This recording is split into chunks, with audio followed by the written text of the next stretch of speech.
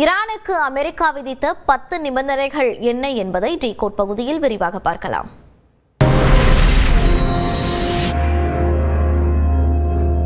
நாற்பது நாட்கள் உக்கிரமான தாக்குதல்,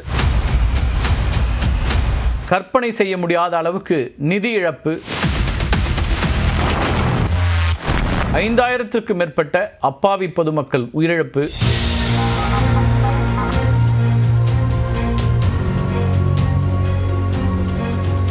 அப்படின்னு பல துயரங்களுக்கு பிறகு ஒரு வழியாக அமெரிக்காவும் ஈரானும் 2 வார கால போர் நிறுத்தத்துக்கு ஒப்புக்கொண்டிருக்கிறார்கள். ஈரானில் 6000 ஆண்டுகால வரலாற்றை ஒரே இரவில் அழித்து விடுவேன் அப்படின்னு அமெரிக்க அதிபர் டொனால்ட் ட்ரம்ப் மிரட்டல் விடுத்திருந்த நிலையில் இன்று அதிகாலை 5:30 மணிக்கு என்ன நடக்குமோ அப்படின்னு உலகமே அச்சத்தில் உறைந்து காத்திருந்தது அப்படின்னு தான் சொல்லணும். ட்ரம்ப் விதித்திருந்த காலக்கெடு முடிவடைவதற்கு வெறும் 2 மணி நேரத்திற்கு முன்னதாக அவர் தன்னோட ட்ரூத் சோஷியல் பக்கத்தில் ஒரு முக்கியமான அறிவிப்பை வெளியிடுறாரு.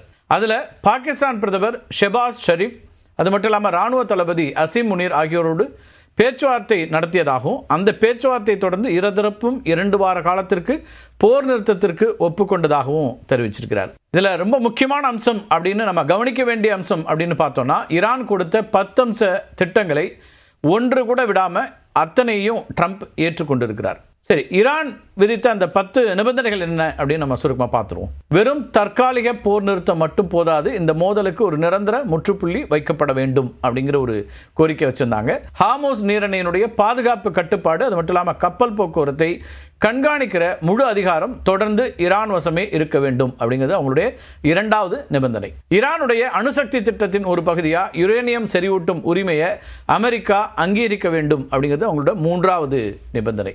ஈரான் மீது விதிக்கப்பட்டிருக்கக்கூடிய முதன்மை மற்றும் 2ஆம் நிலை பொருளாதார தடைகள் முழுமையாக நீக்கப்பட வேண்டும் அப்படிங்கிற ஒரு கோரிக்கை வைக்கிறாங்க. வெளிநாடுகளில் முடக்கி வைக்கப்பட்டிருக்கக்கூடிய ஈரானின் நிதி மற்றும் சொத்துக்களை உடனடியாக விடுவிக்க வேண்டும் அப்படிங்கிறதும் அவங்களுடைய விருப்பம். மேற்காசிய பிராந்தியத்திலிருந்து அமெரிக்க படைகள் முழுமையாக வெளியேற வேண்டும் அப்படிங்கிறது இன்னொரு கோரிக்கை. ஈரான் மற்றும் அதன் நட்பு நாடுகள் மீதான அனைத்து விதமான தாக்குதல்களையும் அமெரிக்காவும் இஸ்ரேலும் நிறுத்தணும் அப்படின்ற ஒரு நிபந்தனை வைக்கிறாங்க. போரினால் ஈரானுடைய உள்கட்டமைப்புக்கு ஏற்பட்ட சேதங்களுக்கு உரிய இழப்பீடு, அது மட்டும் இல்லாமல் புனரமைப்பு உதவிகள் வழங்கப்பட வேண்டும்னு கேட்குறாங்க. 2 நாடுகளுக்கு இடையில எட்டப்படக்கூடிய எந்த ஒரு ஒப்பந்தமும் சர்வதேச சட்டப்படி செல்லுபடியாகக்கூடிய வகையிலையும் ஐநா பாதுகாப்பு கவுன்சிலுடைய தீர்மானமாகவும் அது நிறைவேற்றப்பட வேண்டும் அப்படிங்கிற ஒரு கோரிக்கையும் ஈரான் தரப்பிலிருந்து முன்வைக்கப்பட்டிருக்கு. இந்த 10 நிபந்தனைகளில் ஈரானுடைய இறையாண்மை மற்றும் அதன் முக்கிய உள்கட்டமைப்புகளுக்கு எதிர்காலத்தில் எந்தவித அச்சுறுத்தலும் இருக்காது அப்படின்னு அமெரிக்கா எழுத்துப்பூர்வமாக உறுதியளிக்க வேண்டும்ங்கிற அந்த ஒரு நிபந்தனையும் இந்த 10 அம்சத்தில் ஒன்றாக வைக்கிது ஈரான்.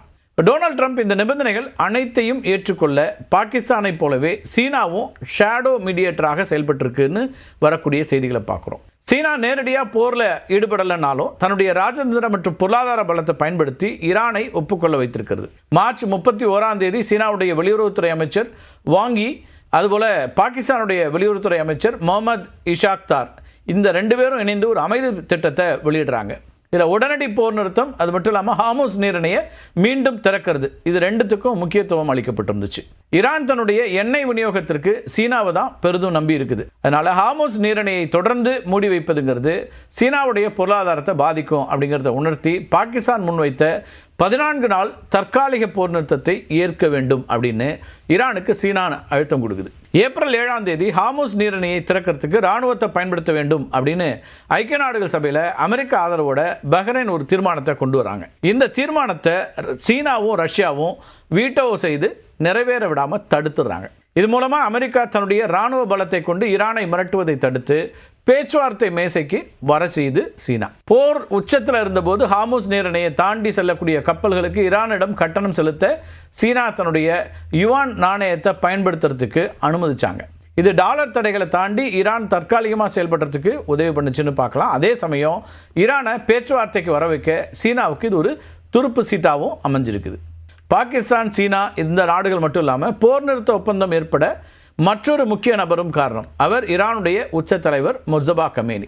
அமெரிக்க இஸ்ரேல் தாக்குதலில் அலி கமேனி கொல்லப்பட்டதை தொடர்ந்து மார்ச் 8ஆம் தேதி முஜ்தபா கமேனி ஈரானுடைய 3வது உயர்மட்ட தலைவராக தேர்ந்தெடுக்கப்படுறாரு. கடுமையான போர் சூழலில் இராணுவத்தை கட்டுப்படுத்தக்கூடிய முழு அதிகாரமும் அவர் கைக்கு வந்ததே அமைதி பேச்சுவார்த்தைக்கான முதல் படியாக அமைந்ததுன்னு சொல்லலாம். தன்னுடைய உயிருக்கு ஆபத்து இருந்ததுனால முஸ்தபா கமேனி நேரடியாக பேச்சுவார்த்தையில் ஈடுபடலை. ஆனால் தூதுவர்கள் மூலமாக ரகசிய குறிப்புகளை அனுப்பிச்சு பேச்சுவார்த்தைகளை வழிநடத்தினார். அமெரிக்காவுடைய எச்சரிக்கைகள் மற்றும் நாட்டின் பொருளாதார சரிவு இந்த ரெண்டையும் கருத்தில் கொண்டு போரை விட ராஜதந்திரமே சிறந்தது அப்படிங்கிற ஒரு முடிவுக்கு அவர் வந்ததா தெரியுது. பாகிஸ்தான் மற்றும் சீனா ஆகிய நாடுகள் மேற்கொண்ட மத்தியஸ்த முயற்சிகளுக்கு முஸ்தபா கமேனி கிரீன் சிக்னல் கொடுக்குறாரு, பச்சை கொடி காட்டுறாரு. குறிப்பாக பாகிஸ்தான் பிரதமர் மூலமாக அமெரிக்காவுக்கு அனுப்பப்பட்ட ஈரானுடைய இந்த 10 அம்ச கோரிக்கைகள் இருக்குல்ல, அதை அவர் தான் இறுதி செய்திருக்கிறார். இது ஒரு ஃபேஸ் சேவிங் ஒப்பந்தம் மட்டுமே அப்படிங்கிற விமர்சனங்களும் ஒரு பக்கம் எழுந்திருக்கின்றன. அமெரிக்கா, ஈரான் என 2 தரப்புமே நாங்கள் தான் வெற்றி பெற்றோம் அப்படின்னு சொல்லிக்கிறாங்க இல்லையா. ஆனால் 14 நாட்களுக்கு பிறகு இஸ்லாமாபாத் பேச்சுவார்த்தையில் என்ன நடக்கும் என்பதை பொறுத்தே உண்மையான வெற்றியாளர் யார் அப்படிங்கிறத நம்ம தெரிஞ்சுக்க முடியும்.